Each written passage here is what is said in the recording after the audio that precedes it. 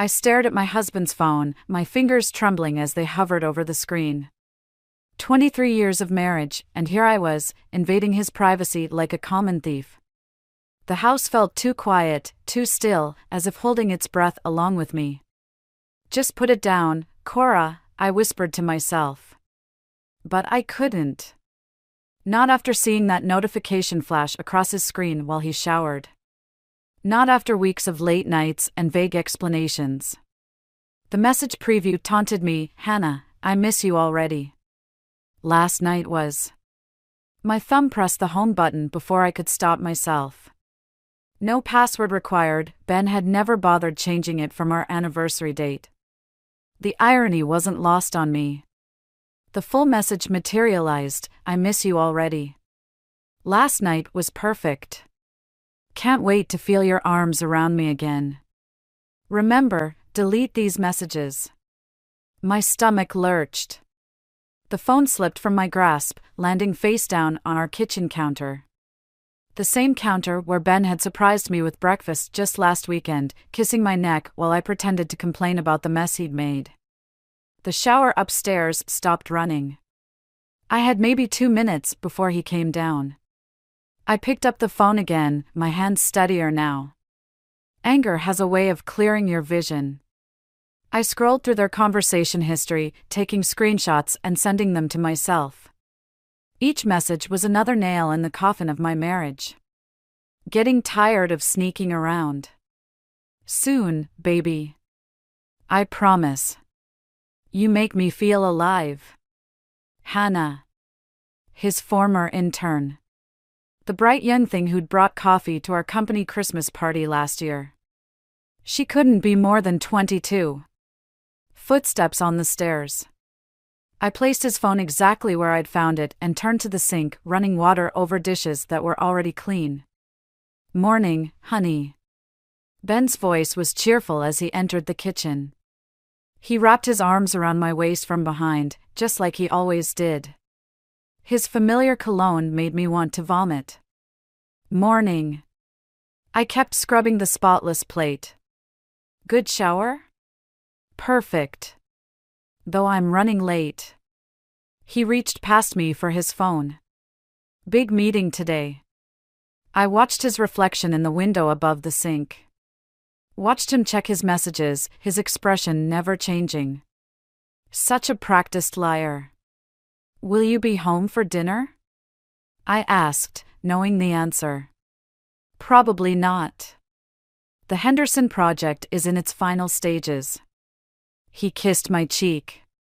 "Don't wait up." The Henderson project. Right.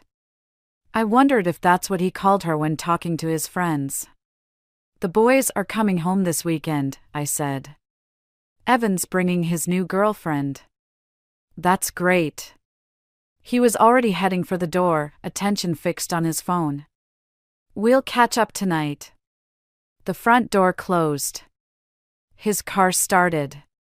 And just like that, I was alone with the knowledge that my life was imploding. I dried my hands and pulled out my own phone, looking at the screenshots I'd taken. My fingers hovered over Martha's number. My sister would know what to do. But I couldn't call her. Not yet. This felt too raw, too personal. Instead, I walked to our bedroom and opened Ben's closet. The familiar scent of his clothes hit me, and for a moment, I was tempted to bury my face in them and pretend this was all a nightmare. But there, on his navy suit jacket, the one he'd worn last night, was a long blonde hair. Hannah's signature platinum shade. I plucked it off carefully and placed it in an envelope. First piece of evidence secured. My hands weren't shaking anymore. In fact, they were perfectly steady as I reached for a suitcase on the top shelf. Let him have his Henderson project tonight. I had some planning of my own to do. The boys arrived home from college that weekend, bringing with them the familiar chaos of duffel bags and dirty laundry. I watched them from the kitchen window as they pulled into the driveway. Evan's beat-up Civic followed by Lucas's skateboard scraping against the pavement. My hands gripped the counter's edge, steadying myself for what was about to become the performance of my lifetime. Mom! Lucas burst through the door first, all gangly limbs and floppy hair. Where's Dad? I need him to look at my laptop. It's making this weird noise. Working late, I said, the lie tasting bitter on my tongue. Henderson Project. Evan appeared behind his brother, eyes narrowing slightly. He'd always been more perceptive. Again? That's the third weekend this month. I busied myself with the pasta sauce I'd been stirring. You know how these final stages can be. Right. Evan dropped his bag by the door. Because real estate development requires so many late-night meetings. The wooden spoon clattered against the pot. Evan. I'm just saying. He crossed his arms, leaning against the doorframe. Something's different. You're different. Lucas looked between us, confusion clouding his features. What's going on? Nothing, I said, too quickly. Everything's fine. Evan, where's this girlfriend we're supposed to meet? She couldn't make it. His eyes didn't leave my face. Had a family thing. The front door opened again, and Ben's voice called out, "Hello? Anyone home?" My stomach clenched. He wasn't supposed to be here tonight. I'd counted on having more time to prepare, to perfect my act. In the kitchen, I called back, forcing brightness into my voice. Look who's home. Ben appeared, wearing the same suit from this morning, his tie loosened. No lipstick stains this time. He must be getting better at cleaning up after himself. My boys. He embraced them both, and I watched their faces carefully. Lucas melted into the hug, but Evan remained stiff, his jaw tight. Thought you had work, Evan said. Wrapped up early. Couldn't miss family dinner. Ben's smile was perfect, practiced. He turned to me. Something smells amazing, honey. I nodded, unable to trust my voice. The sauce bubbled, reminding me of the anger simmering just beneath my surface. Actually, Evan said, I wanted to talk to you both about something. He pulled out his phone. I ran into Uncle James at the coffee shop near campus last week. He mentioned seeing you, Dad, at that new restaurant downtown. Said you were having quite the business dinner. The kitchen went silent. Ben's smile didn't waver, but I saw his hand twitch slightly. Must have been someone else, Ben said smoothly. I haven't been to any new restaurants lately. Weird. Evan scrolled through his phone. Because he sent me a picture. Said he was going to forward it to you both, but I guess he forgot. My heart raced. I hadn't known about this. Hadn't planned for it. Let me see, Lucas said, reaching for the phone. No! Ben and I spoke simultaneously, then looked at each other. Lucas stepped back, hurt flashing across his face. What's going on? Why are you both acting so weird? Your father's tired, I said, switching off the stove. And dinner's ready. Why don't we all just... Stop it, Mom. Evan's voice cracked. Stop pretending everything's okay when it's not. We're not kids anymore. Ben moved toward him. Son. Don't. Evan backed away. Don't pretend you care about this family when you're out there. Enough. I slammed my hand on the counter. They all jumped. Evan, help Lucas set the table. Ben, a word in the study. Now. As I followed Ben down the hallway, I caught Evan's eye. The pain there, the betrayal, it mirrored my own. But beneath it was something else, determination. In that moment, I realized I wasn't the only one planning revenge. The question was, whose would come first? Martha's garden always smelled like lavender and secrets. I sat at her wrought iron patio table, clutching my phone so tightly my knuckles had gone white. The email I'd just received from Hannah's doctor's office, forwarded to me by accident thanks to Ben's shared email account, burned in my mind like a brand. 12 weeks, I said, my voice hollow. She's 12 weeks pregnant. Martha set down her coffee cup with enough force to crack china. That little. Don't. I pressed my fingers to my temples. I can't even process this yet. Have you told the boys? God, no. I laughed, but it came out more like a sob. Evan's already suspicious enough. And Lucas. He still idolizes his father. Martha reached across the table, covering my hand with hers. You need to confront Ben. And say what? Congratulations on your new family? Say whatever you need to say to get your share of the assets before he tries hiding them. She squeezed my hand. I've seen this before, Cora. Men like Ben, they. My phone buzzed. A text from Lucas, Mom, come home. Something's wrong with Evan. I have to go.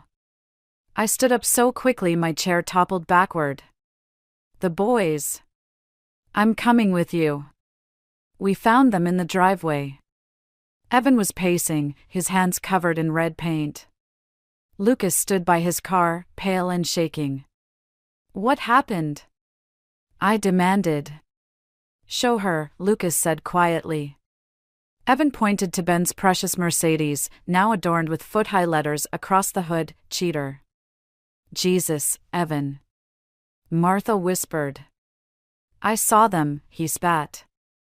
Dad and that intern. At Riverside Park. They didn't see me, but I saw everything. His voice cracked. He had his hands all over her. She can't be much older than me. The pregnancy revelation burned in my throat. I swallowed it back. Go inside, both of you. Mom. Now. They went, leaving Martha and me staring at the ruined car. The paint was still wet, dripping down like blood. He'll be home soon, I said. Good. Martha's voice was steel. Let him see it. I should clean it off. Why? To protect him? From what? The consequences of his own actions. Before I could answer, Ben's company SUV turned into the driveway. He slammed on the brakes, staring through the windshield at his defaced Mercedes. What the hell? He was out of the car before it fully stopped. What happened to my car? Evan saw you today, I said quietly. At Riverside Park. The color drained from his face. Cora, I can explain. Can you explain this too? I held up my phone, showing him the doctor's email. 12 weeks, Ben. Were you ever going to tell me? He stepped back, glancing between Martha and me. That was meant to be private. Private? Martha advanced on him.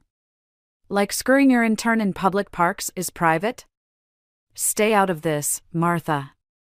Or what? You'll ruin her life too? The front door opened. Evan stood there, Lucas behind him, both watching with identical expressions of disgust. Boys, Ben started. Don't. Evan's voice shook. Don't pretend you care about us now. Of course I care. You're my sons. And what about the new one? The words escaped before I could stop them. Will you care about that one too? Or will you abandon it like you're abandoning us? Lucas made a small, wounded sound. What?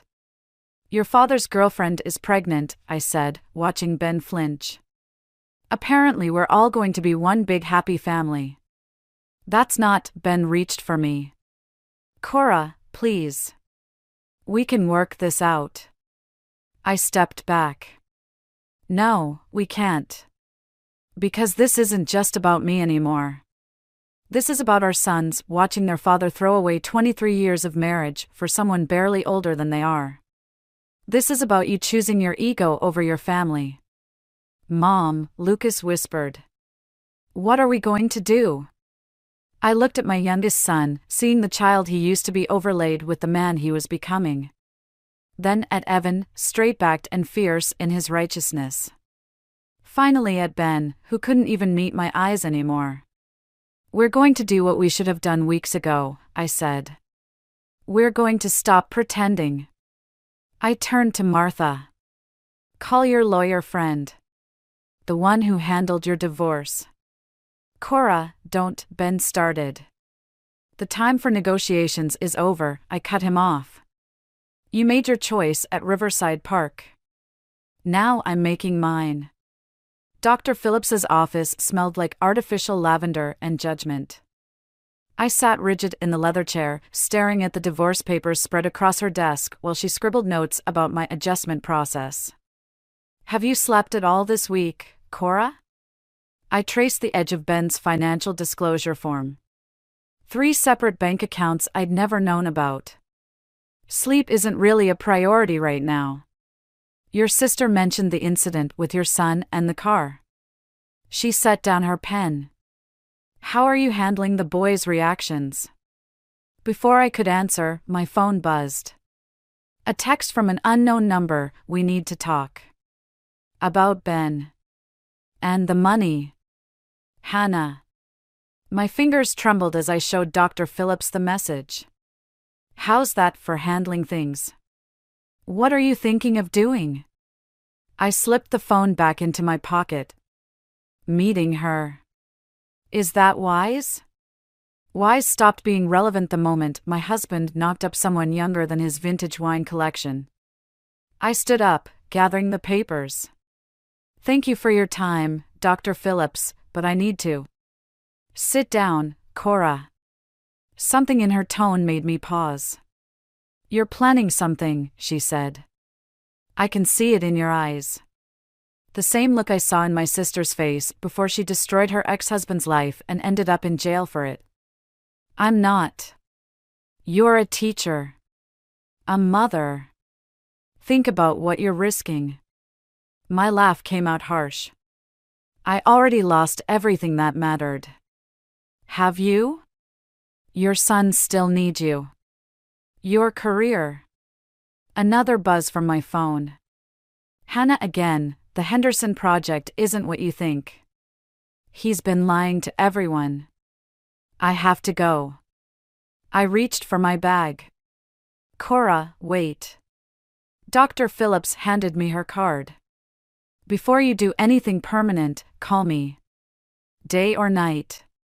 I nodded, already heading for the door. In the parking lot, I dialed Martha's number. You're not seriously meeting her, Martha said when I told her.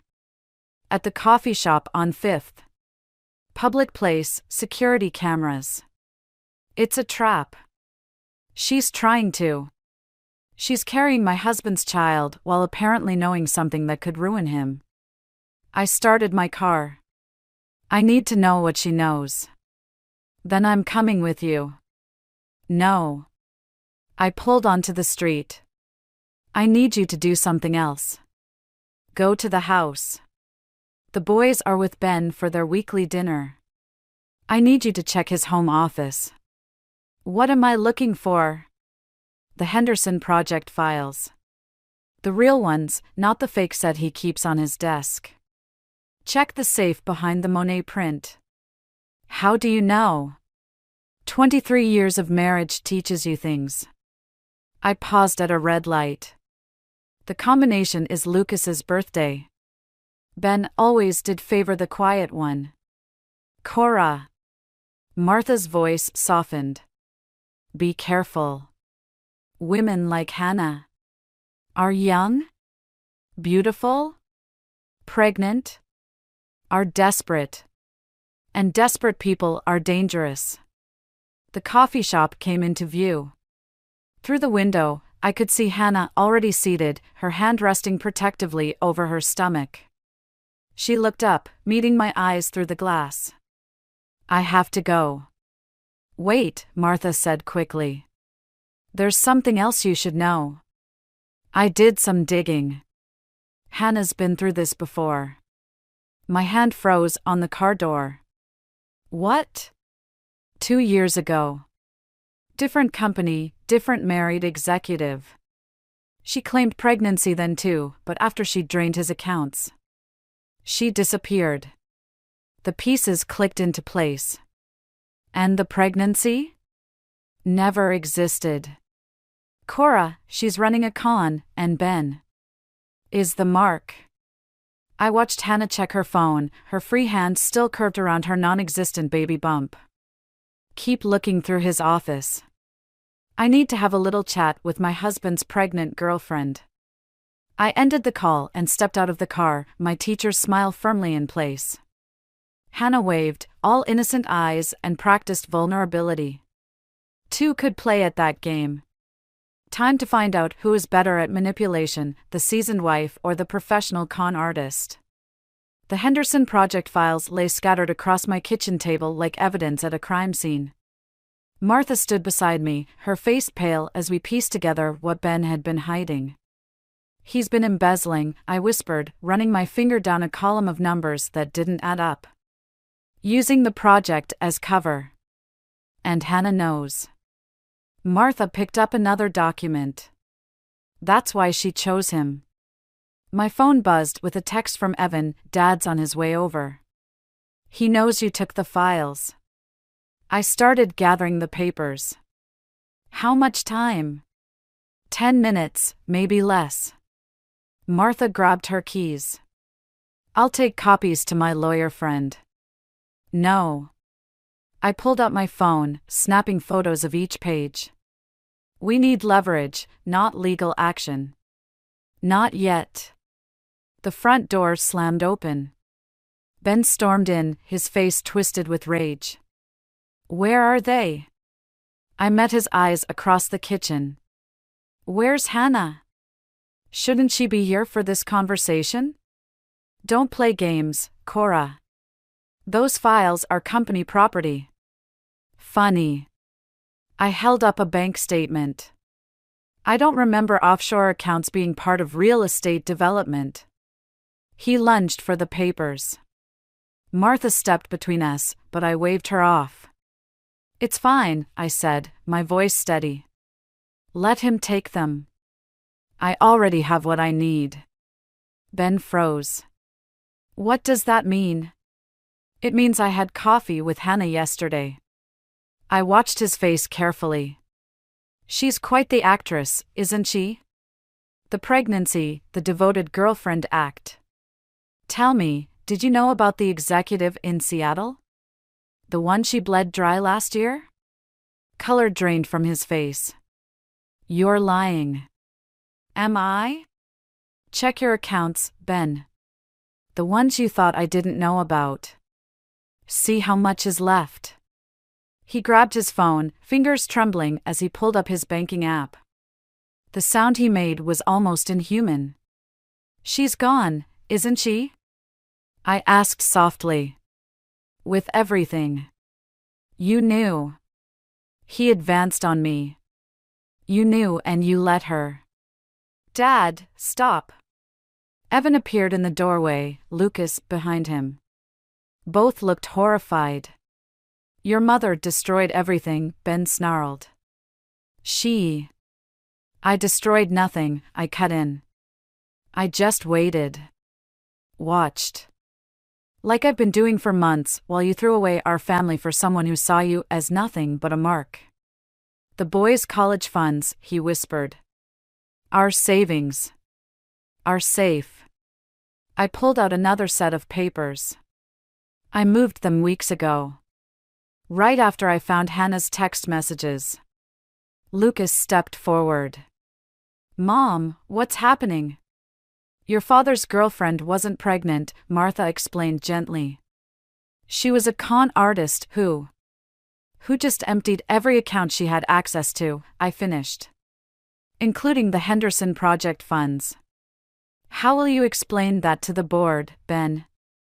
He sank into a chair, head in his hands. I'll be arrested. Probably.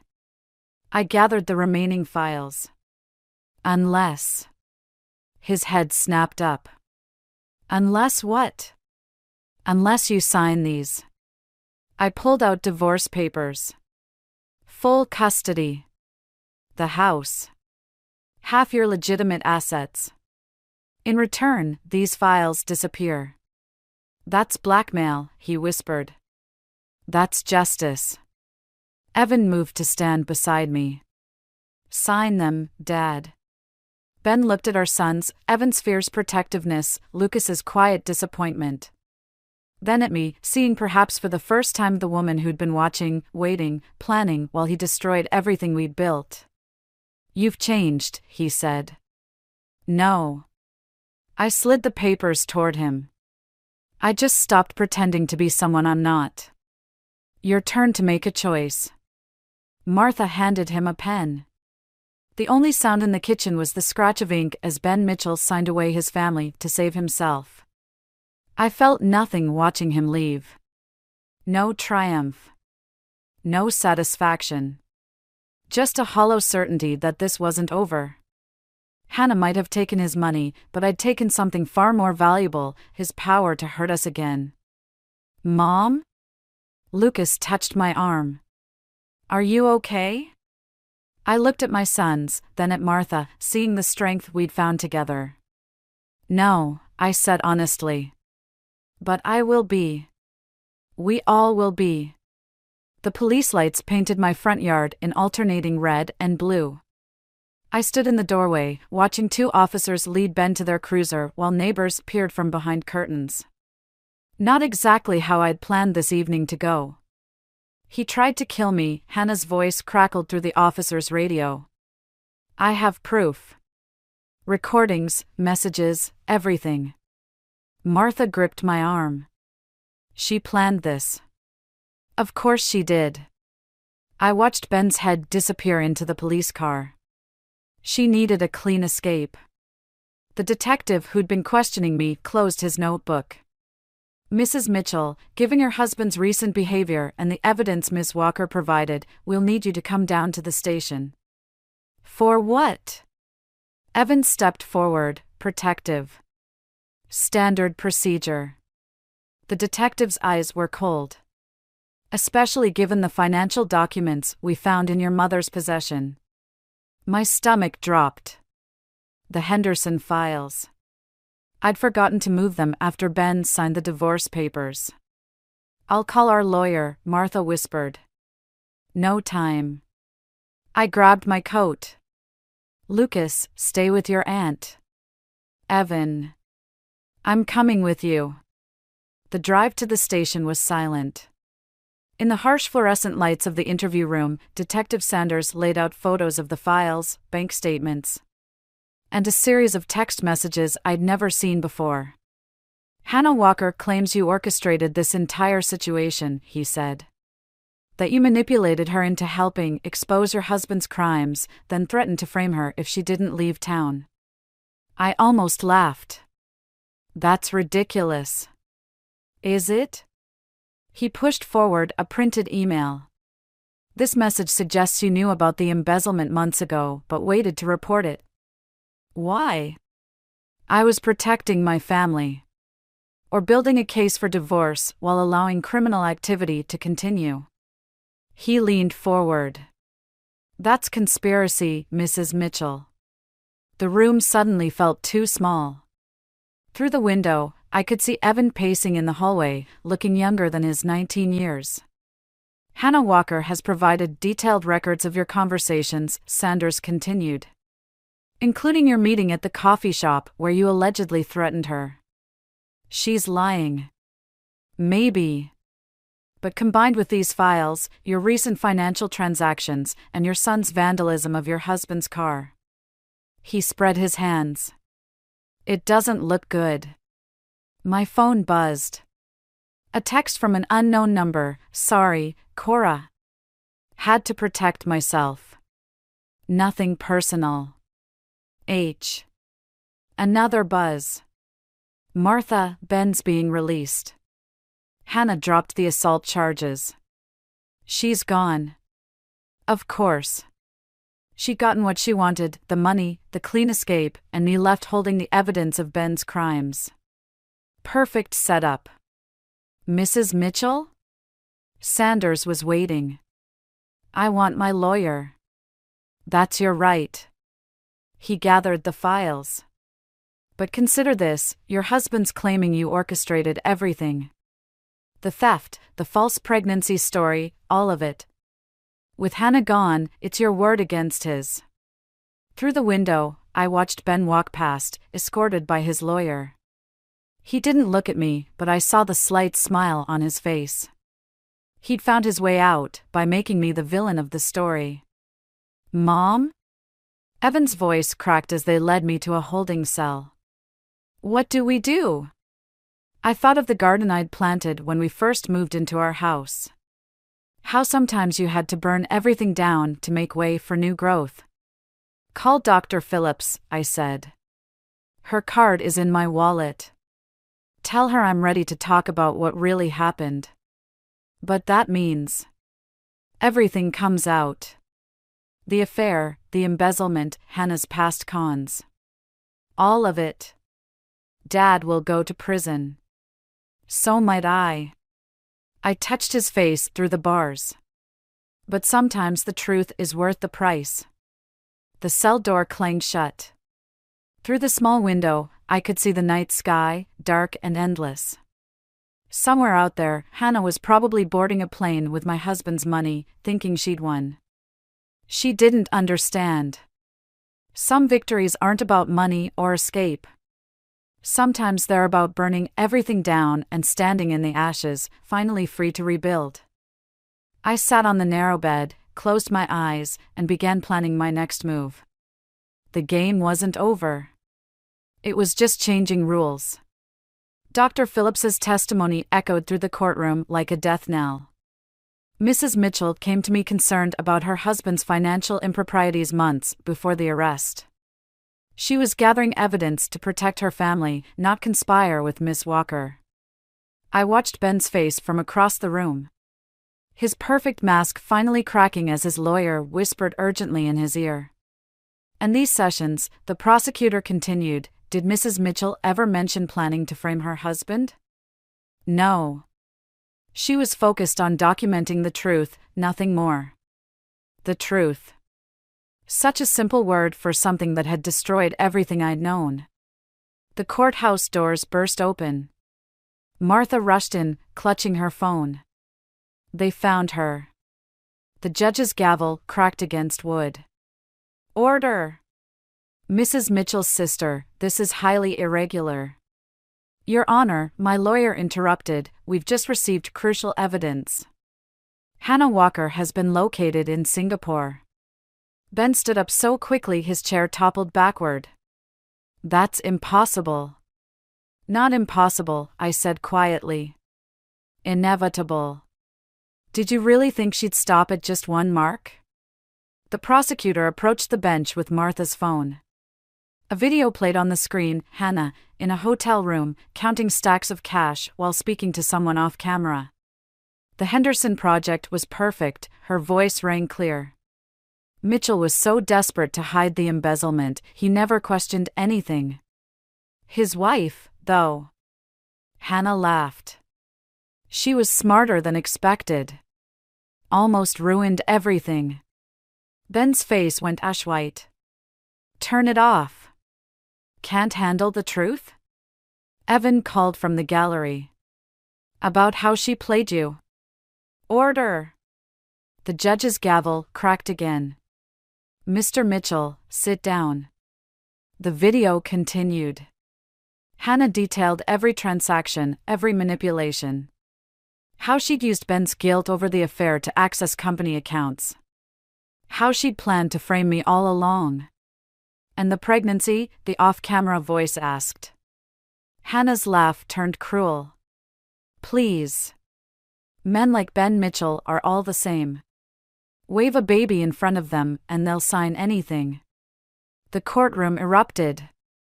Through the chaos, I watched my husband, the man I'd spent 23 years loving, crumble into himself as the full weight of his choices crashed down. Your Honor, Ben's lawyer started. Save it, Ben cut him off. He stood, shoulders slumped. I want to change my plea. Ben, don't. It's over. He turned to face me. You knew, didn't you? That she'd try this again somewhere else. That someone would eventually catch her. I knew she'd get greedy. I met his eyes. Just like I knew you'd choose her over us until it was too late. The court will recess, the judge announced. 1 hour. In the hallway, Evan and Lucas flanked me like guards. Martha showed me the rest of the evidence, Hannah's pattern across 3 countries, 5 executives, millions in stolen funds. Singapore authorities are moving in now, she said. She'll never see it coming. Just like Dad, Lucas muttered. Ben approached us, escorted by his lawyer. Cora, please. We can still. Still what? Evan stepped forward. Pretend you didn't choose her over us? Over Mom? I was wrong. Ben's voice cracked. About everything. Yes, I said simply. You were. The bailiff called us back in. Before entering, I turned to Ben one last time. You know what the difference is between Hannah and me? She wanted revenge. I just wanted the truth. And now? Now I want peace. I straightened my spine. The boys and I are moving to the coast. Starting fresh. You should plead guilty, Ben.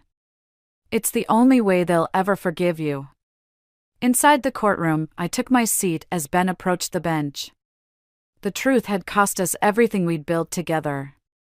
But watching him finally face his choices, I realized something. Sometimes losing everything is the only way to find yourself again. The judge called for order, and Ben spoke the words that would end our shared life forever. I closed my eyes, feeling not triumph, but relief. The game was over. We had all lost something, but at least now we could stop pretending. The coastal wind carried the scent of salt and new beginnings as I planted the last rosebush in our garden. Behind me, the sound of Evan's guitar drifted from the deck of our new home, mixing with Lucas's quiet humming. My phone buzzed. Martha's text was brief, Hannah caught. Singapore authorities found her starting the same scam with a tech CEO. I didn't respond.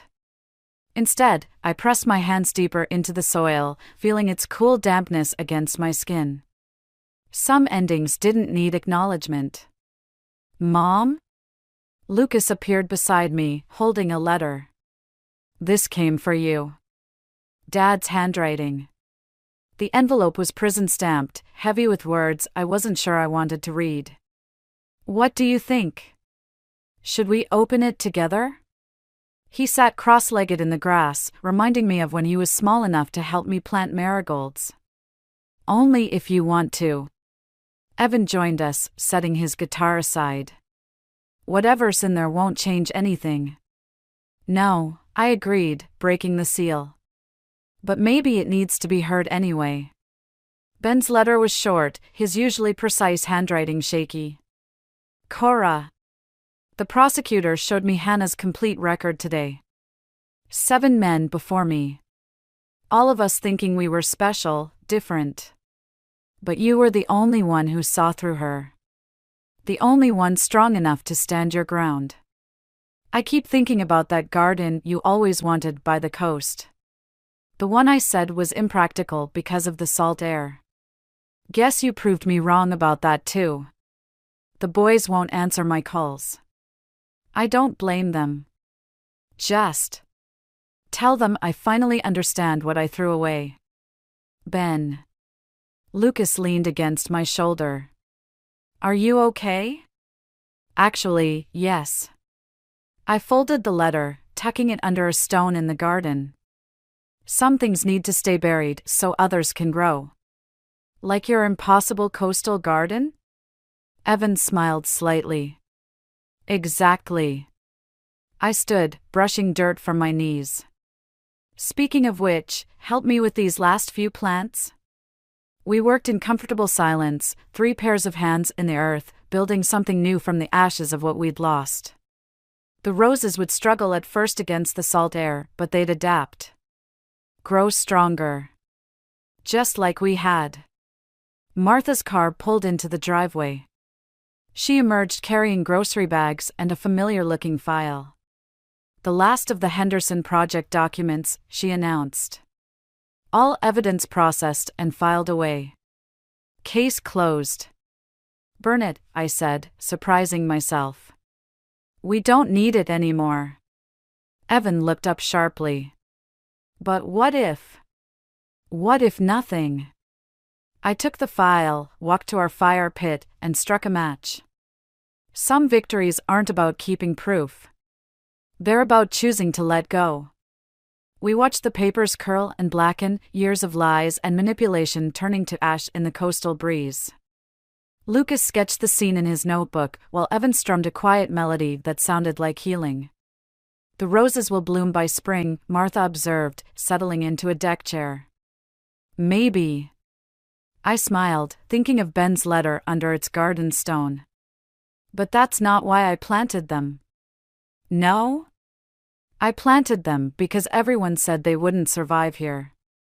That it was impossible. I looked at my sons, these beautiful, resilient young men who'd weathered the storm with me. Sometimes proving something's possible is more important than making it easy. The sun began to set over the water, painting the sky in colors no revenge could match. Tomorrow, I'd return to my classroom, teaching literature to students who'd never know how their teacher had rewritten her own story. My sons would continue healing, creating art and music from their pain. And somewhere in a prison cell, Ben would read about Hannah's arrest and finally understand that some betrayals come with built-in justice. But tonight, we sat in our impossible garden, watching the roses sway in the salt air. Proving that broken things could be beautiful if you planted them in the right soil. I didn't need revenge anymore. I had something better, a future that belonged entirely to me.